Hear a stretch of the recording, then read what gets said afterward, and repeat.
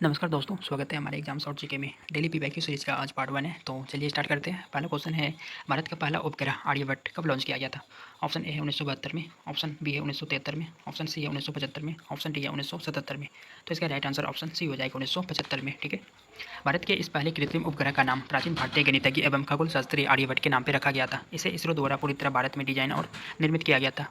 अगला प्रश्न है, जूनागढ़ शिलालेख किस प्रसिद्ध रुद्रदामन शासक से जुड़ा है? ऑप्शन ए है कनिष्क से, ऑप्शन बी है रुद्रदामन प्रथम से, ऑप्शन सी है नापान से, ऑप्शन डी है मिनांडर से। तो इसका राइट आंसर ऑप्शन बी हो जाएगा, रुद्रदामन प्रथम से। ठीक है। शक शासक रुद्रदामन प्रथम का जूनागढ़ अभिलेख संस्कृत भाषा में जारी पहला बड़ा अभिलेख है। इससे सुदर्शन झील के जीर्णोद्धार की जानकारी मिलती है। अगला प्रश्न है, मौर्य काल में सीता शब्द का क्या अर्थ था? एक देवी। ऑप्शन ए है एक देवी, ऑप्शन बी है एक धार्मिक संप्रदाय, ऑप्शन सी है राजकीय भूमि से प्राप्त आय, ऑप्शन डी है उसर भूमि।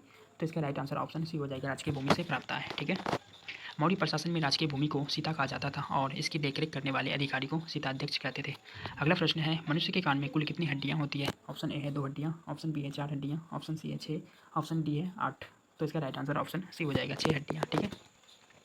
मनुष्य के एक कान में 3 हड्डियां होती है। इस प्रकार दोनों कानों को मिलाकर कुल 6 हड्डियां। ठीक है।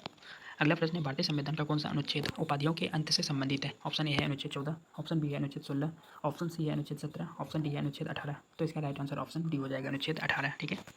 अनुच्छेद 18 के तहत सेना और शिक्षा संबंधी सम्मानों को छोड़कर अन्य सभी प्रकार की उपाधियों पर रोक लगाई गई है। अगला प्रश्न है, विक्रमशिला विश्वविद्यालय की स्थापना किस राजा ने की थी? ऑप्शन ए है गोपाल ने, ऑप्शन बी है धर्मपाल ने, ऑप्शन सी है देवपाल ने, ऑप्शन डी है महिपाल ने। तो इसका राइट आंसर ऑप्शन बी हो जाएगा, धर्मपाल ने। ठीक है। पाल वंश के शासक धर्मपाल ने 8वीं शताब्दी के अंत में बिहार के भागलपुर में विक्रमशिला विश्वविद्यालय की स्थापना की थी। अगला प्रश्न है, मुख्य चुनाव आयुक्त का कार्यकाल कितने वर्ष का होता है? ऑप्शन ए है 5 वर्ष या 62 वर्ष की आयु, ऑप्शन बी है 6 वर्ष या 65 वर्ष की आयु, ऑप्शन सी है 5 वर्ष या 65 वर्ष की आयु, ऑप्शन डी है 6 वर्ष या 62 वर्ष की आयु। तो इसका राइट आंसर ऑप्शन बी हो जाएगा, 6 वर्ष या 65 वर्ष की आयु। ठीक है। मुख्य चुनाव आयुक्त का कार्यकाल 6 वर्ष या 65 वर्ष की आयु होता है, जो भी पहले पूरा हो। ठीक है। अगला प्रश्न है, ब्लैक पेगोडा के नाम से किस मंदिर को जाना जाता है? ऑप्शन ए है मीनाक्षी मंदिर को, ऑप्शन बी है कोणार्क का सूर्य मंदिर को, ऑप्शन सी है जगन्नाथ मंदिर को, ऑप्शन डी है खजुराहो के मंदिर को। तो इसका राइट आंसर ऑप्शन बी हो जाएगा, कोणार्क का सूर्य मंदिर। ठीक है। ओडिशा के कोणार्क के सूर्य मंदिर को इसके काले रंग के कारण यूरोपीय नाविकों द्वारा ब्लैक पेगोडा कहा जाता था। अगला प्रश्न है, वायु की आर्द्रता मापने के लिए किस उपकरण का उपयोग किया जाता है? वायु की आर्द्रता मापने के लिए किस उपकरण का उपयोग किया जाता है? ऑप्शन ए है बैरोमीटर का, ऑप्शन ए है बैरोमीटर का, ऑप्शन बी है हाइड्रोमीटर का, ऑप्शन सी है हाइग्रोमीटर का, ऑप्शन डी है अल्टीमीटर का। तो इसका राइट आंसर ऑप्शन सी हो जाएगा, हाइग्रोमीटर। ठीक है। वायुमंडल में मौजूद नमी या आर्द्रता को हाइग्रोमीटर से मापा जाता है। हाइड्रोमीटर से द्रवों का विशिष्ट घनत्व मापते हैं। अगला प्रश्न है, बॉक्सा टाइगर रिजर्व भारत के किस राज्य में स्थित है? ऑप्शन ए है असम में, ऑप्शन बी है उड़ीसा में, ऑप्शन सी है पश्चिम बंगाल में, ऑप्शन डी है मध्य प्रदेश में। तो इसका राइट आंसर ऑप्शन सी हो जाएगा, पश्चिम बंगाल में। ठीक है। बॉक्सा टाइगर रिजर्व पश्चिम बंगाल के जलपाईगुड़ी जिले में स्थित है। अगला प्रश्न है, मुद्राक्ष नामक ऐतिहासिक नाटक के लेखक कौन थे? ऑप्शन ए है कौटिल्य, ऑप्शन बी है विशाख दत्त, ऑप्शन सी है कालिदास और ऑप्शन डी है भद्रबाहु। तो इसका राइट आंसर ऑप्शन बी हो जाएगा, विशाख दत्त। ठीक है। विशाख दत्त द्वारा रचित मुद्राक्ष से चंद्रगुप्त मौर्य के उदय और चाणक्य की रणनीतियों की जानकारी मिलती है। अगला प्रश्न है, गुप्त काल में सोने के सिक्कों को क्या कहा जाता था? ऑप्शन ए है रूपक, ऑप्शन बी है दिनार, ऑप्शन सी है कसावर्ण, ऑप्शन डी है जीतल। तो इसका राइट आंसर ऑप्शन बी हो जाएगा, दिनार। ठीक है। गुप्त राजाओं द्वारा जारी किए गए सोने के सिक्कों को अभिलेखों में दिनार कहा गया है और चांदी के सिक्कों को रूपक कहा जाता था। ठीक है। अगला प्रश्न है, टमाटर का लाल रंग किस पिगमेंट के कारण होता है? ऑप्शन ए है लाइकोपिन के कारण, ऑप्शन बी है कैरोटीन के कारण, ऑप्शन सी है एंथोसाइनिन के कारण, ऑप्शन डी है मेलोनिन के कारण। तो इसका राइट आंसर ऑप्शन ए हो जाएगा, लाइकोपिन के कारण। ठीक है। टमाटर का चमकीला लाल रंग उसमें पाए जाने वाले लाइकोपिन नामक कैरोटीनॉइड के कारण होता है। ठीक है। अगला प्रश्न है, गदर पार्टी की स्थापना 1913 में कहाँ की गई थी? ऑप्शन ए है लंदन में, ऑप्शन बी है सैन फ्रांसिस्को में, ऑप्शन सी है बर्लिन में, ऑप्शन डी है टोक्यो में। तो इसका राइट आंसर ऑप्शन बी हो जाएगा, सैन फ्रांसिस्को में। ठीक है। लाला हरदयाल और सोहन सिंह भाकना ने अमेरिका के सैन फ्रांसिस्को में गदर पार्टी की स्थापना की थी। अगला प्रश्न है, किस अनुच्छेद को डॉक्टर भीमराव अम्बेडकर ने संविधान की आत्मा और हृदय कहा था?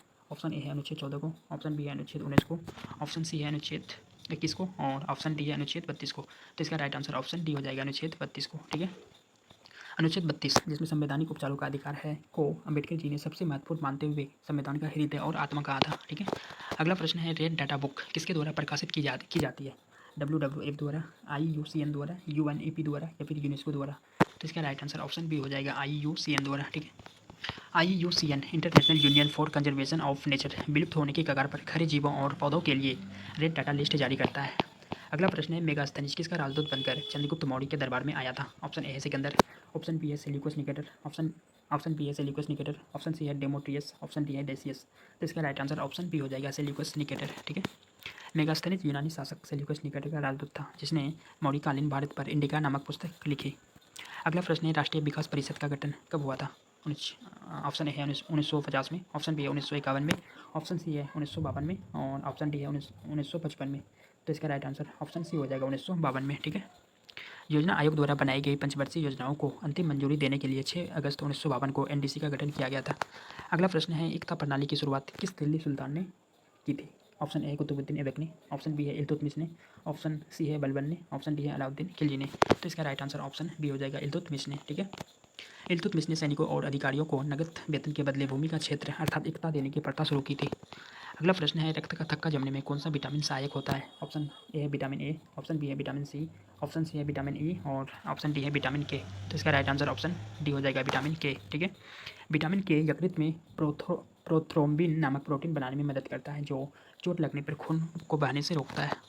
अगला प्रश्न है अरावली पर्वत श्रेणी की सबसे ऊंची चोटी कौन सी है? ऑप्शन ए है धूपगढ़, ऑप्शन बी है गुरु शिखर, ऑप्शन सी है पंचमढ़ी, ऑप्शन डी है दोदा बेट्टा। तो इसका राइट आंसर ऑप्शन बी हो जाएगा गुरु शिखर। ठीक है। राजस्थान के माउंट आबू में स्थित गुरु शिखर भारत की सबसे पुरानी पर्वत श्रृंखला अरावली की सर्वोच्च चोटी है जिसकी ऊंचाई 1722 मीटर है। ठीक है। अगला प्रश्न है संसद के सदस्य की अयोग्यता के प्रश्न पर अंतिम निर्णय कौन लेता है? ऑप्शन ए है सर्वोच्च न्यायालय, ऑप्शन बी है चुनाव आयोग, ऑप्शन सी है चुनाव आयोग की सलाह पर राष्ट्रपति और ऑप्शन डी है लोकसभा अध्यक्ष। तो इसका राइट आंसर ऑप्शन सी हो जाएगा चुनाव आयोग की सलाह पर राष्ट्रपति। ठीक है। दल बदल को छोड़कर अन्य मामलों में संसदों की अयोग्यता का निर्णय चुनाव आयोग की राय पर राष्ट्रपति द्वारा लिया जाता है अनुच्छेद 103 के तहत। ठीक है। अगला प्रश्न है रक्त समूह की खोज किसने की थी? ऑप्शन ए है विलियम हार्वे ने, ऑप्शन बी है लेड स्टेनर ने, ऑप्शन सी है लुई फास्टर ने और ऑप्शन डी है रॉबर्ट ब्राउन ने। तो इसका राइट आंसर ऑप्शन बी हो जाएगा लेड स्टेनर ने। ठीक है। कार्ल लैंड स्टेनर ने 1900 ईस्वी में ए बी और ओ ब्लड ग्रुप्स की खोज की थी जिसके लिए इन्हें नोबेल पुरस्कार भी मिला था। अगला प्रश्न है बांदीपुर राष्ट्रीय उद्यान कहाँ स्थित है? ऑप्शन ए है केरल में, ऑप्शन बी है तमिलनाडु में, ऑप्शन सी है कर्नाटक में, ऑप्शन डी है आंध्र प्रदेश में। इसका राइट आंसर ऑप्शन सी हो जाएगा कर्नाटक में। ठीक है। प्रोजेक्ट टाइगर के तहत 1974 में स्थापित बांदीपुर नेशनल पार्क कर्नाटक राज्य में स्थित है। अगला प्रश्न है गांधी जी का भारत में पहला सफल सत्याग्रह कौन सा था? ऑप्शन ए है खेरा सत्याग्रह, ऑप्शन बी है अहमदाबाद मिल हड़ताल, ऑप्शन सी है चंपारण सत्याग्रह, ऑप्शन डी है बारदोली सत्याग्रह। तो इसका राइट आंसर ऑप्शन सी हो जाएगा चंपारण सत्याग्रह। ठीक है। बिहार के चंपारण में नील की खेती करने वाले किसानों के लिए 3 कटिया प्रणाली के खिलाफ गांधी जी ने भारत का पहला सफल सत्याग्रह किया था। अगला प्रश्न है गोबर गैस में मुख्य रूप से कौन सी गैस पाई जाती है? ऑप्शन ए है एथेन, ऑप्शन बी है प्रोपेन, ऑप्शन सी है मीथेन, ऑप्शन डी है ब्यूटेन। तो इसका राइट आंसर ऑप्शन सी हो जाएगा मीथेन। ठीक है। बायोगैस या गोबर गैस में मुख्य रूप से मीथेन जिसका सूत्र CH4 होता है गैस पाई जाती है लगभग 50 से 75%। ठीक है। अगला प्रश्न है धन विधेयक संविधान के किस अनुच्छेद में परिभाषित है? अनुच्छेद ऑप्शन ए है अनुच्छेद 108, ऑप्शन बी है अनुच्छेद 110, ऑप्शन सी है अनुच्छेद 112 और ऑप्शन डी है अनुच्छेद 280। तो इसका राइट आंसर ऑप्शन बी हो जाएगा अनुच्छेद 110। ठीक है। अनुच्छेद 110 में धन विधेयक की परिभाषा दी गई है। इसे केवल लोकसभा में ही पेश किया जा सकता है। धन विधेयक को केवल लोकसभा में ही पेश किया जा सकता है। ठीक है। अगला प्रश्न है सिराजुद्दौला के बाद बंगाल का नवाब कौन बना था? ऑप्शन ए है मीर जाफर, ऑप्शन बी है मीर कासिम, ऑप्शन सी है अलवर्दी खान और ऑप्शन डी है सुजाउद्दीन। तो इसका राइट आंसर ऑप्शन ए हो जाएगा मीर जाफर। ठीक है। 1757 में प्लासी के युद्ध में सिराजुद्दौला के हार के बाद अंग्रेजों के प्रति वफादार मीर जाफर को बंगाल का नवाब बनाया गया था। ठीक है। अगला प्रश्न है तारों का टिमटिमाना प्रकाश की किस घटना के कारण होता है? ऑप्शन ए है प्रकाश का परावर्तन, ऑप्शन बी है प्रकाश का अपवर्तन, ऑप्शन सी है प्रकाश का परिकिरण और ऑप्शन डी है पूर्ण आंतरिक परावर्तन। तो इसका राइट आंसर ऑप्शन बी हो जाएगा प्रकाश का अपवर्तन। ठीक है। वायुमंडल की विभिन्न परतों का घनत्व बदलते रहने के कारण तारों से आने वाली रोशनी का लगातार वायुमंडलीय अपवर्तन होता है। ठीक है। अगला प्रश्न है नीली क्रांति का संबंध किससे है? ऑप्शन ए है दुग्ध उत्पादन से, ऑप्शन बी है मत्स्य उत्पादन से, ऑप्शन सी है तेल बीज उत्पादन से और ऑप्शन डी है खाद्यान्न उत्पादन से। तो इसका राइट आंसर ऑप्शन बी हो जाएगा मत्स्य उत्पादन से। ठीक है। नीली क्रांति का संबंध देश में मछली पकड़ने और जलीय कृषि के क्षेत्र में तेजी से विकास करने से था। ठीक है। अगला प्रश्न है कलिंग का युद्ध किस वर्ष लड़ा गया था? ऑप्शन ए है 261 ईसा पूर्व में, ऑप्शन बी है 269 ईसा पूर्व में, ऑप्शन सी है 326 ईसा पूर्व में और ऑप्शन डी है 78 ईस्वी में। तो इसका राइट आंसर ऑप्शन ए हो जाएगा 261 ईसा पूर्व में। ठीक है। सम्राट अशोक ने अपने राज्याभिषेक के 8वें वर्ष यानी 261 ईसा पूर्व में कलिंग पर आक्रमण किया था। इस युद्ध के नरसंहार को देखकर उन्हें बौद्ध धर्म अपना लिया था।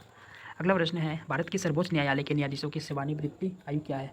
ऑप्शन ए है 60 वर्ष, ऑप्शन बी है 62 वर्ष, ऑप्शन सी है 65 वर्ष और ऑप्शन डी है 70 वर्ष। तो इसका राइट आंसर ऑप्शन सी हो जाएगा 65 वर्ष। ठीक है। सुप्रीम कोर्ट के जज 65 वर्ष की आयु तक अपने पद पर रह सकते हैं और हाईकोर्ट के जज की बात करें तो 62 वर्ष। ठीक है।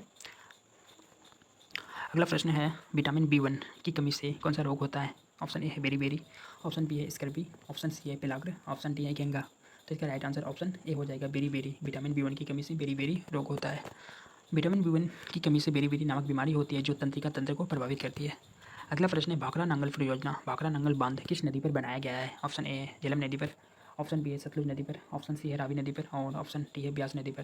तो इसका राइट आंसर ऑप्शन बी हो जाएगा सतलुज नदी पर। ठीक है, भाखड़ा नांगल बांध हिमाचल प्रदेश और पंजाब में सतलुज नदी पर बना भारत का दूसरा सबसे ऊंचा सीधा गुरुत्वीय बांध है। ठीक है, अगला प्रश्न है पूर्ण स्वराज का प्रस्ताव कांग्रेस के किस अधिवेशन में पारित किया गया था? ऑप्शन ए है सूरत अधिवेशन 1907 में, ऑप्शन बी है लाहौर अधिवेशन 1929, ऑप्शन सी है कोलकाता अधिवेशन 1920, ऑप्शन डी है कराची अधिवेशन 1931। तो इसका राइट आंसर ऑप्शन बी हो जाएगा लाहौर अधिवेशन 1929। ठीक है, जवाहरलाल नेहरू की अध्यक्षता में 1929 के लाहौर अधिवेशन में पूर्ण स्वराज का ऐतिहासिक प्रस्ताव पास किया गया था। ठीक है, अगला प्रश्न है वायुमंडलीय दाब को मापने की इकाई क्या है?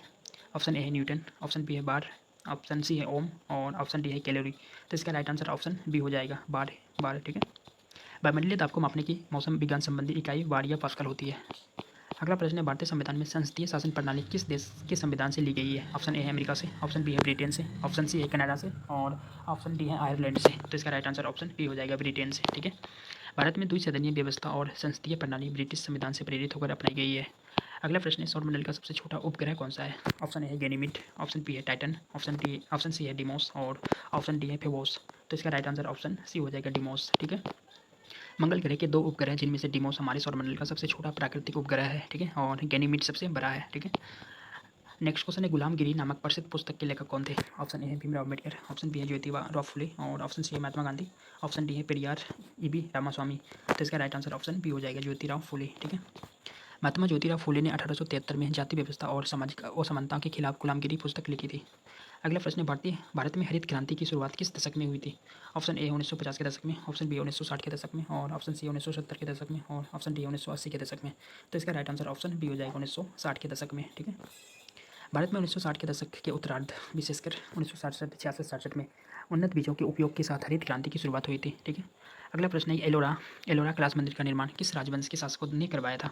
ऑप्शन ए है चोल वंश के शासकों ने, ऑप्शन बी है पल्लव वंश के शासकों ने, ऑप्शन सी है राष्ट्रकूट वंश के शासकों ने और ऑप्शन डी है चालुक्य वंश के शासकों ने। तो इसका राइट आंसर ऑप्शन सी हो जाएगा राष्ट्रकूट वंश के शासकों ने। ठीक है, राष्ट्रकूट शासक कृष्ण प्रथम ने 8वीं शताब्दी में एलोरा में चट्टानों को काटकर प्रसिद्ध कैलाश मंदिर बनवाया था। ठीक है, अगला प्रश्न है पंचायती राज व्यवस्था को संवैधानिक दर्जा किस संशोधन अधिनियम द्वारा मिला था? ऑप्शन ए है 42वां संविधान संशोधन, ऑप्शन बी है 44वां संविधान संशोधन और ऑप्शन सी है 73वां संविधान संशोधन और ऑप्शन डी है 74वां संविधान संशोधन। तो इसका राइट आंसर ऑप्शन सी हो जाएगा 73वां संविधान संशोधन। ठीक है, 73वें संविधान संशोधन अधिनियम के तहत ग्रामीण स्थानीय स्वशासन के भाग 9 जोड़कर संवैधानिक दर्जा दिया गया था। ठीक है, अगला प्रश्न है एलपीजी सिलेंडरों में रिसाव का पता लगाने के लिए कौन सा गंधयुक्त पदार्थ मिलाया जाता है? ऑप्शन ए है मीथेन, ऑप्शन बी है एथिल मरकेप्टेन, ऑप्शन सी है क्लोरोफॉर्म और ऑप्शन डी है इथेनॉल। तो इसका राइट आंसर ऑप्शन बी हो जाएगा एथिल मरकेप्टेन। ठीक है, ब्यूटेन और प्रोपेन गंधहीन गैसें हैं, इसलिए रिसाव की पहचान के लिए इसमें तेज गंध वाला सल्फर यौगिक एथिल मरकेप्टेन मिलाया जाता है।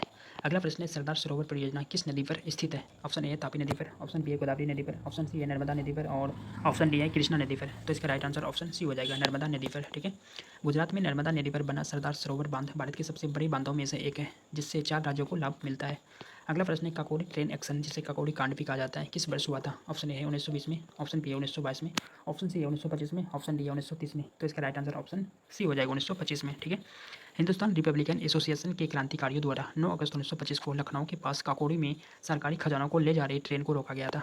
अगला प्रश्न है मानव शरीर में पित्त का निर्माण कहाँ होता है? ऑप्शन ए है पित्ताशय में, ऑप्शन बी है यकृत में, ऑप्शन सी है अग्न्याशय में और ऑप्शन डी है अमाशय में। तो इसका राइट आंसर ऑप्शन बी हो जाएगा यकृत में। ठीक है, पित्त रस का निर्माण यकृत में होता है लेकिन यह जमा पित्ताशय में होता है। ठीक है, अगला प्रश्न है भारतीय संविधान में आपातकालीन उपबंध किस देश से लिया गया है? ऑप्शन ए है अमेरिका से, ऑप्शन बी है जर्मनी से, ऑप्शन सी है ऑस्ट्रेलिया से और ऑप्शन डी है दक्षिण अफ्रीका से। तो इसका राइट आंसर ऑप्शन बी हो जाएगा जर्मनी से। ठीक है, भारत के संविधान में आपातकाल के दौरान मौलिक अधिकारों के निलंबन का प्रावधान जर्मनी के वाइमर संविधान से लिया गया है। अगला प्रश्न है यक्षगान किस राज्य का प्रसिद्ध लोक नृत्य है? ऑप्शन ए है केरल का, ऑप्शन बी है कर्नाटक का, ऑप्शन सी है तमिलनाडु का और ऑप्शन डी है आंध्र प्रदेश का। तो इसका राइट आंसर ऑप्शन बी हो जाएगा कर्नाटक का। ठीक है, यक्षगान कर्नाटक का एक पारंपरिक लोक नृत्य और नाटक रूप है जिसमें पौराणिक कथाओं का मंचन किया जाता है। नेक्स्ट क्वेश्चन है रिजर्व बैंक ऑफ इंडिया का राष्ट्रीयकरण किस वर्ष हुआ था? Option A 1935, option B 1947, option C 1949 और ऑप्शन डी 1955।